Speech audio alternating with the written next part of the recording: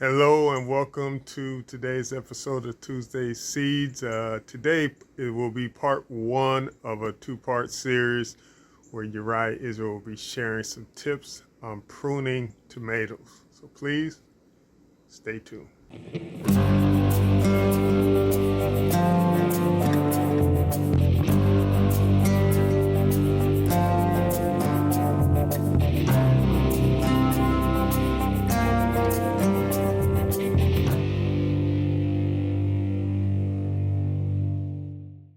All right, so here I am, the sharecropper's son. That's how you can find me on Instagram, sharecropper's son.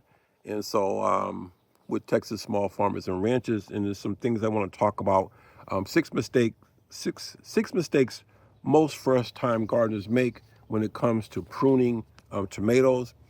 And one thing I think this is super important is that, do you know if you have determinate or indeterminate tomato plants? What is indeterminate? Indeterminate means that it's going to vine, it's going to continue to grow throughout the season. Determinate means that it has a set number of fruits, of flowers it's going to produce. It's really doesn't really need much pruning because it's already designed in the plant itself. It's going to produce a certain amount of fruit, and that's gonna basically do it. Remove the suckers that are below the first flower cluster. What does that mean? So if you see some flowers blooming on your tomato plant, remove those that are beneath the first that flower cluster. That will help the plant to produce the fruit that it needs. It will give the proper nutrients and energy to the blossoms that are taking place on that plant. All right. Determinate varieties have been bred to grow a certain size and then produce an entire fruit in a very short time frame.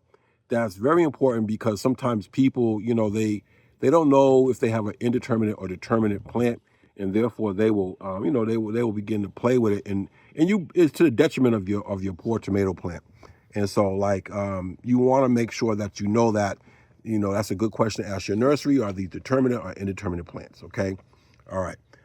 Next thing is, do not prune plants when it's wet outside. Pruning tomato plants when it's raining or when they're wet promotes the spread of disease, pathogens, fungus, all that type of thing, right? So you want to kind of hold back when it's raining outside and make sure that your tools. Once again, I already talked about this earlier. This is going into my next one. Make sure that your tools are clean.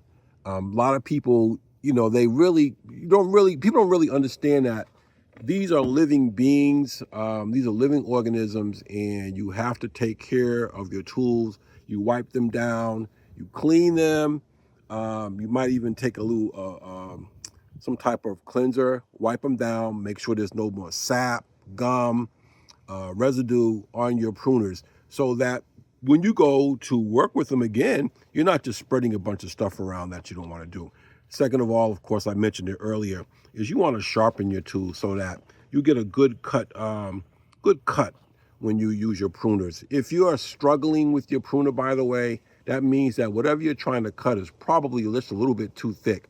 Most pruners, let me show you. Most pruners are designed to cut up to something about an inch. And if you're struggling to do that, then you're probably using the wrong tool. You might have to get a bigger tool to do that.